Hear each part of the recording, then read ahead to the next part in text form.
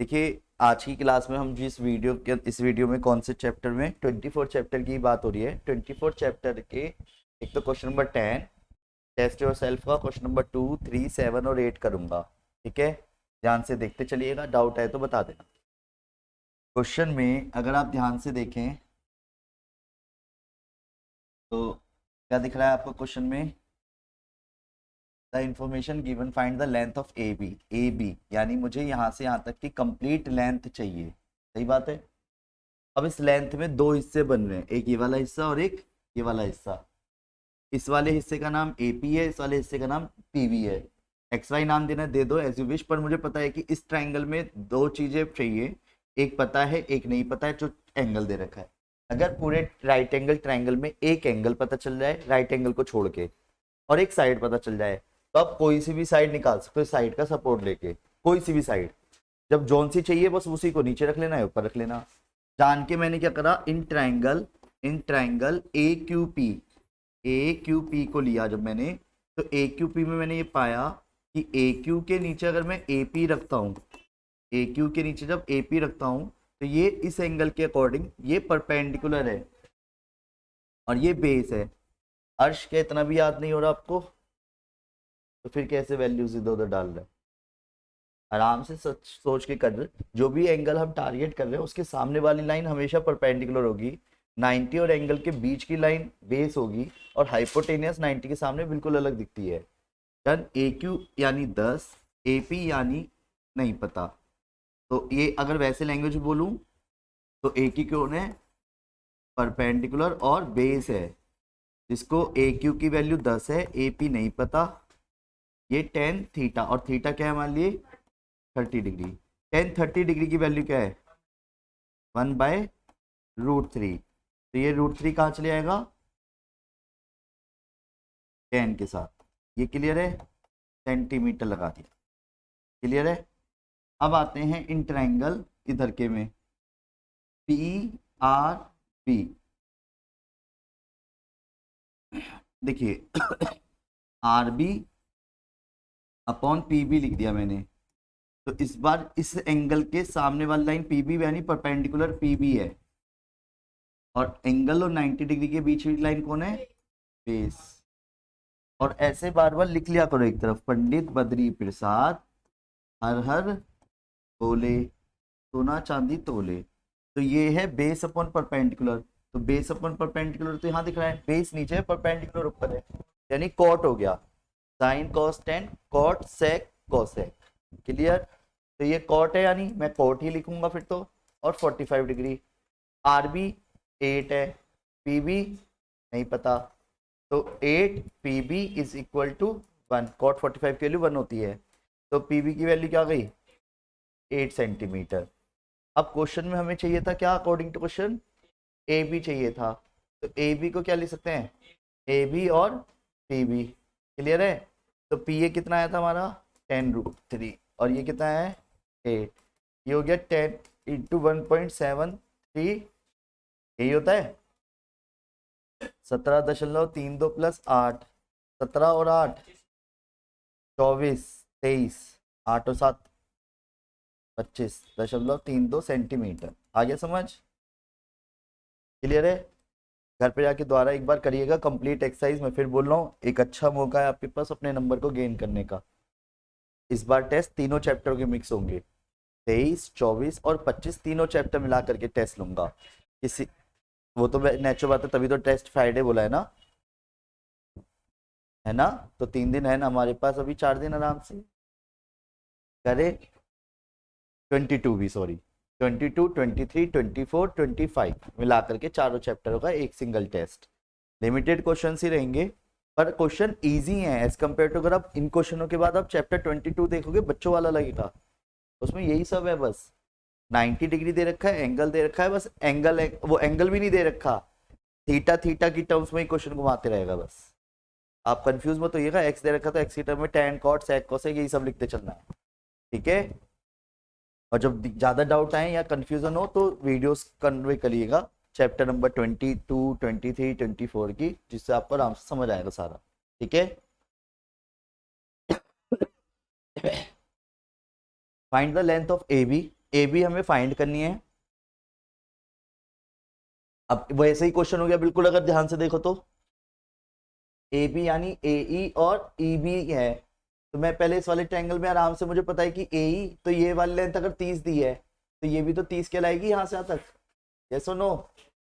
जब मुझे एक लेंथ पता है और जौन सी चाहिए वो, तो जान के मैंने पहले in triangle A D E की बात करी ऊपर वाले ट्रायंगल में, तो जो साइड फाइंड करनी है वो, जो चीज गिवन है वो, दोनों को ऊपर नीचे लिख लो, किसी को भी ऊपर नीचे लिख लो, ये आपकी मर्जी है।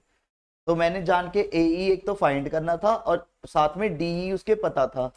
फिर आराम से उसी ट्रायंगल को ध्यान से देखा, जो एंगल जो 90 डिग्री को छोड़कर है 45 डिग्री, उसी से जज किया करो हर चीज को। 45 डिग्री के सामने वाली लाइन, तो यानी कि वो ए ई नाम है, तो ये ए ई कौन है? परपेंडिकुलर है। डीई कौन है? बेस है। और परपेंडिकुलर अपॉन बेस 1045 कहलाएगा। एंगल तो बाय डिफॉल्ट वही वाला घुस जाएगा जो दे रखा था। ए ई नहीं पता, डी 30 है, ए ई 30 इंटू 1, 1045 की वैल्यू 1 होती है, तो ए ई कितना आ गया? ये क्लियर है? अब इसी तरीके से इन ट्रायंगल किसकी बात करी? B D E, B D E, B D E में अगर आप ध्यान से देखें तो पहले जान के जो चीज चाहिए पहले तो वो लिख ली, और जान इसमें डी ई पता है फिर से, है ना? तो ये हो गया इसके अकॉर्डिंग परपेंडिकुलर अपॉन, सेम ही है फिर से भी, एंगल 60 के टारगेट करता हूं तो परपेंडिकुलर अपॉन बेस। तो बीई क्या है? नहीं पता। डीई क्या है? और परपेंडिकुलर अपॉन बेस 1060 डिग्री, 1060 की वैल्यू √3, तो 10 इंटू 3 इंटू √3, 10 इंटू 3 इंटू 1.732, तो 3 इंटू 10 की इंटू कर दिया तो 17.3 दूनी 6, 3 3 9, 7 21, 2, 3 कम 3 और 2 5, ठीक है, सेंटीमीटर। ये बी, वो आपकी चॉइस है कैसी सॉल्व करो, मेरे लिए को क्या है। बी आ गया, ए आ गया, पर हमें अकॉर्डिंग टू क्वेश्चन क्या चाहिए? ए बी। ए बी किसके बराबर है? ए ई प्लस ई बी। ए ई क्या है?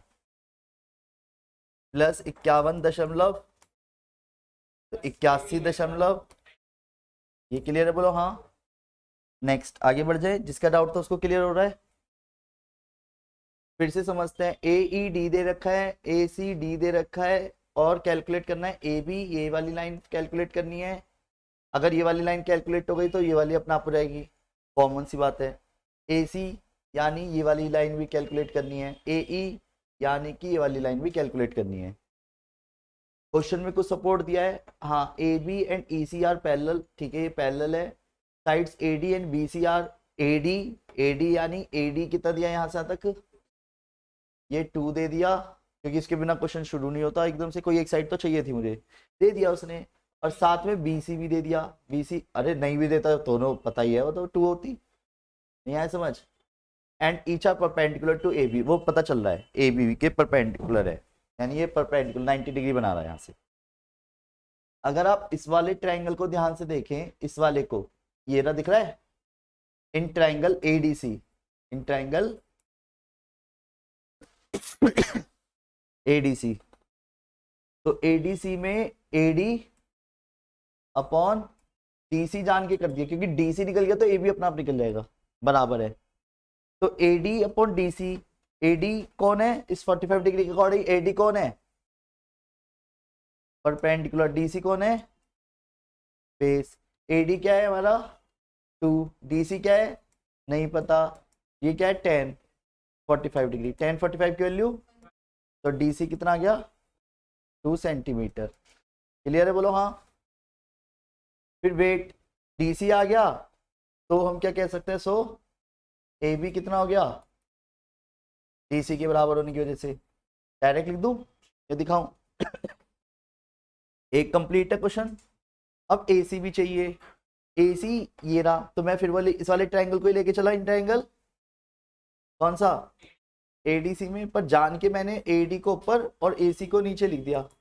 अब AD कौन है इस 45 डिग्री के अकॉर्डिंग, और AC कौन है हाइपो। तो AD क्या है 2, AC क्या है नहीं पता, और perpendicular upon hypo sine, sine 45 degree. और दीदी साइन 45 की वैल्यू क्या होती है, क्या कोई नहीं, दीदी को भी टाइम लग रहा है इस चीज में, 1/√2 साइन 45 कॉस 45 1/√2, याद करो। जो धीरे धीरे याद होगा उसके लिए कोई जोर जबरदस्ती नहीं है। याद रखिएगा, आपकी इमेज आपके नंबरों से भी बनती है, आपकी परफॉर्मेंस जैसे चल रही होती है लाइफ में, जिस तरीके से आप परफॉर्म करने वाले हो उसी तरीके से लोग बाग आपको जज करने वाले हैं। इसको आप किसी भी नज़रिए से देखिए। अभी 9th क्लास है, 3 साल की जर्नी है आपके, 3.5 साल की अभी, बढ़िया वाली। सच बताओ 9th क्लास मैंने लिए पकड़ी थी सिर्फ इस बात को ज्ञात करा सकूं उन बच्चों को जो मेरे साथ 9 से जुड़ेंगे। तो मेरा कोई पर्पस नहीं है, जितने बच्चे तुम बैठे ना उससे ज़्यादा तो मेरे 11th 12th में बैठ जाते हैं अगर मैं एक और नया बैच अनाउंस कर दूँ, नहीं समझे। पर इसका मतलब क्या है कि मैं मॉनिटरी फैक्टर की वजह से तो तुम्हें नहीं देख रहा, नहीं समझे। अब रीज़न आता है कि जब देख रहा हूँ तो उसके पीछे का सिर्फ एक रीज़न है, जब मैं आपके साथ 10th तक पहुँचूँ तो आपके साथ बनाया हुआ जो गुण होगा या जो मैंने बातें बताई होंगी वो मुझे पता है मैंने आपके साथ किस तरीके से ग्रो करी है। फिर वही चीज़ 11th और वही सेम चीज़ जब 12th तक कैरी होगी तो हम कह डा रहे होंगे। अगर आपने यहीं पे लापरवाही कर दी तो आप कैसे सोच सकते हो कि 12th तक जा पाओगे, नहीं कर पाओगे, कैरी नहीं कर पाओगे अपने आप ही। और मेरे साथ बहुत क्लियर सा फंडा है, सच बताऊं तो मेरे साथ ना पढ़ने वाला कभी नहीं चल पाएगा आगे तक, और पढ़ने वाला कभी मुझे छोड़ नहीं पाएगा, क्योंकि उसे एक विश्वास इनडायरेक्टली जुड़ चुका होता है कि मेरी नैया पार होना एक अलग चीज़ है, पर एक 100 का टारगेट होता है ना, वो मेरे साथ देख पाता है बच्चा। और 100 एक अलग चीज़ है, कोई हार्ड नहीं है, हर साल आते हैं 100, पर कहानी क्या है, साल में 1 2 या 3 बस। अब वो 1 2 या 3 में आप अपने आप को देखते हो तो मैटर करता है, अदरवाइज फिर तो 90 नंबर वाले तो बहुत सारे लिस्ट लगी रहती है, हर रोज बैनर लगते हैं। पर आप समझो 100 है, और 12th में 100, 10th की भी बात नहीं कर रहा मैं। जहाँ पे जब आप 12th क्लास में जाएंगे पहुंचेंगे तो आप एक चीज पाएंगे, हर रोज कॉन्सेप्ट हैं, हर रोज फॉर्मूले हैं।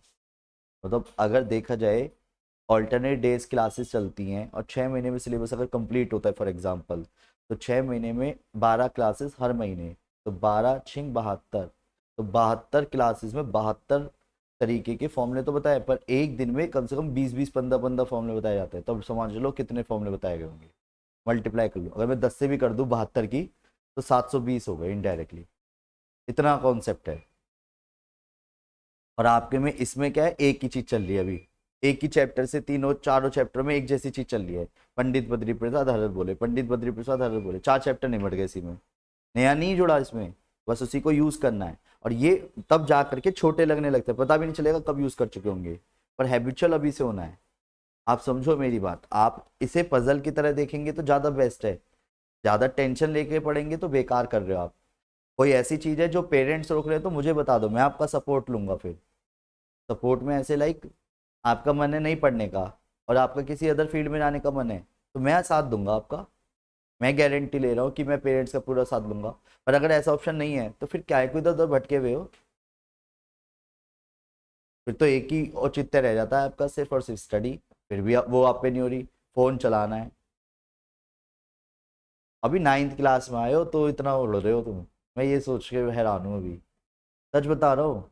जबकि अभी 12th क्लास की जर्नी तक पहुंचते हुए तुम्हें बहुत बड़े चेंजेस दिखने वाले हैं।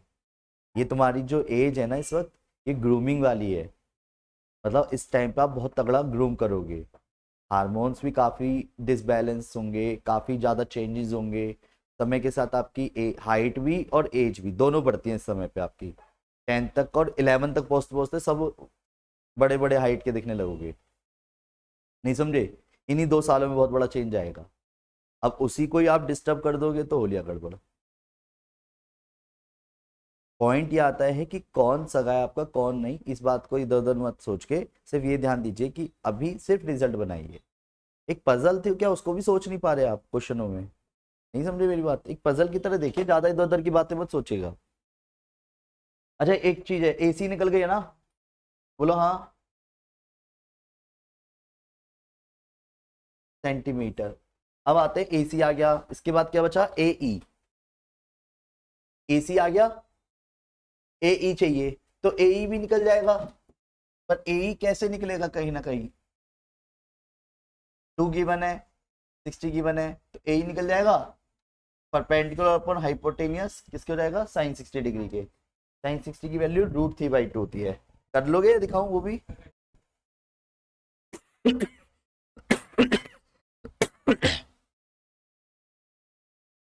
इस तरीके के क्वेश्चन 10th क्लास में आप पूरा पूरा एक चैप्टर देखेंगे। इस तरीके के चैप्टर को 10th क्लास में हाइट एंड डिस्टेंस के नाम से जाना जाता है। किस नाम से जाना जाता है? HEIGHT, हाइट एंड डिस्टेंसेस के नाम से जाना जाता है। सच बताऊं तो पूरा चैप्टर 2-3 क्वेश्चन करते खत्म हो जाता है, पर उसमें पजल है एक तरह से। क्वेश्चन में किस तरीके से क्वेश्चन दिया गया है। अभी क्या था, एक ट्रायंगल खुद बना बनाया दिया था, उसी को उसने एक लैंग्वेज में जोड़ दिया। अब आप खुद से एक डायग्राम बनाओ, खुद से सोचो कि कहाँ से एंगल बनना है, किस तरफ देखना है, कौन सी चीज पूछी गई है। क्वेश्चन को आराम समझना। अगर एक सीढ़ी को एक दीवार के सहारे लगाऊंगा तो ऐसे खड़ी करूंगा, ऐसे खड़ी करूंगा, ऐसे। पुल बना रहा है क्या? ठीक है, नहीं आए समझ? अगर बात करी जाए, क्वेश्चन को पहले आराम से समझेंगे नहीं तब तक क्वेश्चन नहीं हो पाएगा। ये दिख रहा है आपको, उसने क्वेश्चन में ये बोला है, एक लैडर है, यही बोला है, अ ladder is placed against a vertical tower. एक टावर है ये ना, वर्टिकल टावर ही होता है, टेढ़ा तो होगा नहीं टावर। तो फिर if the ladder makes an angle 30 degree, जो एंगल है वो 30 डिग्री बना रही है ladder, with the ground, ground से reach up to a height of 50 metre the tower.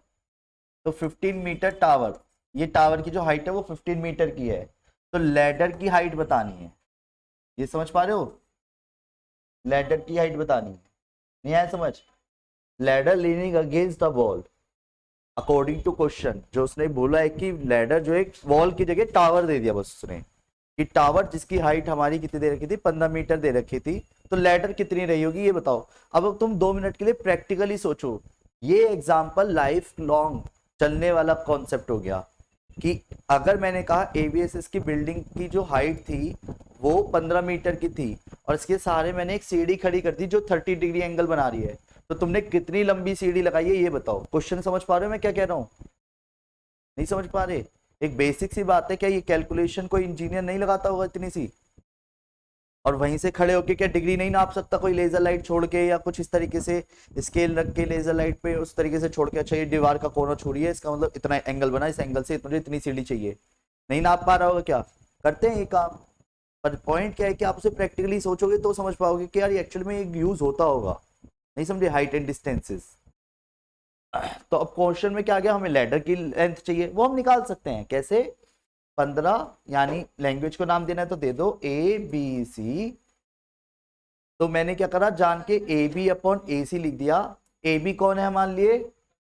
AB चाहिए ही नहीं मुझे, मुझे तो AC BC अपॉन AC चाहिए। BC कौन है? परपेंडिकुलर। और AC कौन है? BC 15। AC लैडर की लेंथ ही है, परपेंडिकुलर अपॉन हाइपो क्या होता है? Sign 30 degree. साइन 30 की वैल्यू 1/2। तो AC इज इक्वल टू कितना आ गया? मीटर में ही लिखेंगे, यानी एज कंपेयर टू अगर बिल्डिंग 15 मीटर के तो सीढ़ी 30 मीटर की लगाऊंगा, तब जाके बिल्डिंग के बिल्कुल ऊपर तक के सतह से छू करके बंदा आराम से काम कर पाएगा। समझे नहीं समझे? नहीं आया? नेक्स्ट।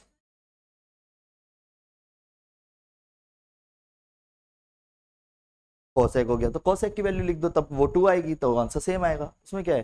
वो तो हमारे हाथ में है।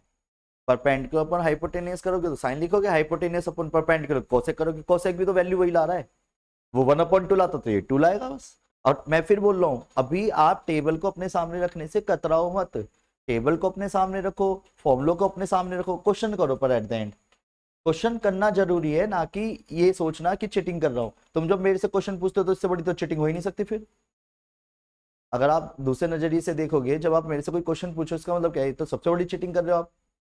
और जब खुद से करोगे तो वो चीटिंग नहीं है, वो समझदारी है कि आपने खुद करा, पहचाना। एक समय बाद वो याद होना शुरू हो जाएगा, डोंट वरी, ठीक है। लास्ट क्वेश्चन ध्यान से देखिए, क्वेश्चन पढ़िए एक बार आराम से भी, और एक बार इसे को ट्राई करिए।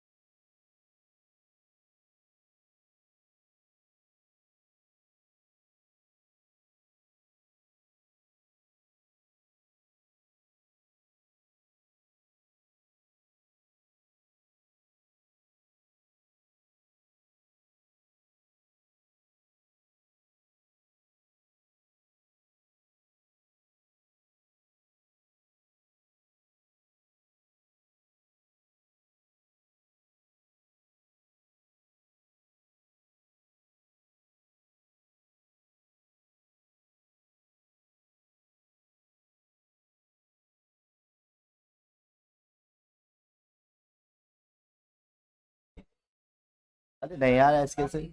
अ kite is attached to a 100 metre long string. ओहो, ओए नहीं नहीं, तुम कहाँ जा रहे हो? या स्ट्रिंग मतलब समझ रहे हो? पतंग उड़ रही है यहाँ पे एक, यहाँ पे बंदे ने स्ट्रिंग मतलब, है ना, मान जाए। Greatest height reached by the kite. ओ भाई सब हाइट दे रखी है, निकालनी है। व्हेन इज इट से मेक एन एंगल 60 डिग्री।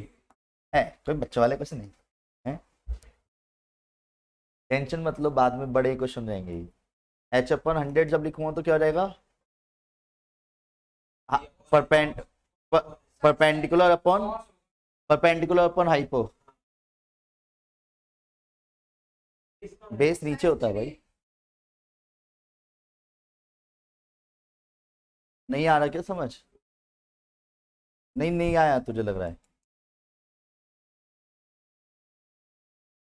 नहीं आया क्या? 86 पॉइंट मीटर। नहीं आया समझ?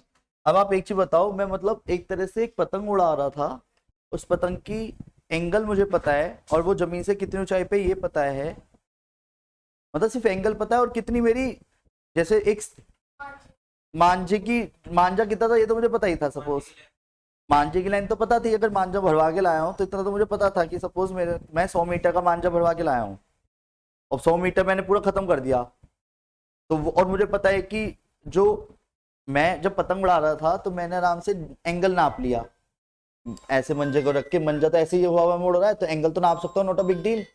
पर मैंने जब उसे नापा तो मैंने पाया वेट वो कितने मीटर ऊंचाई पे पतंग, ये तक बता दिया। नहीं समझे? जबकि बेसिक क्वेश्चन है पर कॉन्सेप्चुअली कहीं ना कहीं लिंक कर रहा है।